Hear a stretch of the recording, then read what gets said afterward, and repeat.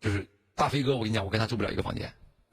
他那个呼噜，我的妈呀！我给你模仿一下啊，你看和你家老公还有或者自己的爸爸像不像？他那个呼声是这样的。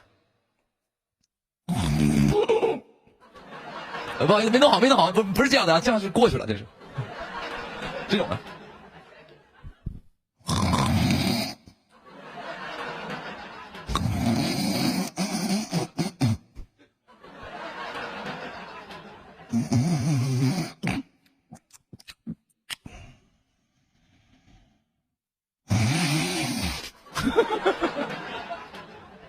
就是这样。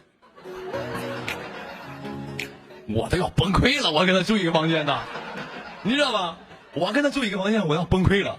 就晚上有的时候就，你看人，他是人正常就是仰着睡容易打呼噜，但侧身睡就不会打的，对吧？他不，他侧身仰身都打。正常躺着睡觉就是侧肯定就是可能这样的，但他侧的更响。然后我还没办法叫他，我还没办法，我就提醒他，我你别打，那没有用，我就故意这样。他打呼噜叫，我一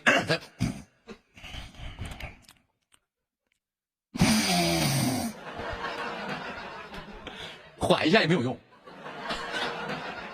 啊，一点用也没有。所以我出门，我根本就，所以出门之后，我再不跟他住一个房间了，我就阿卓跟他住一个房间。为什么呢？因为阿卓脚有味儿啊，他想，你想一想，你想想这两个东西，反正他俩就互相伤害。你就使劲吸吧，你就看能不能给你呛醒。他是真，我去，不敢用鼻子呼吸了啊！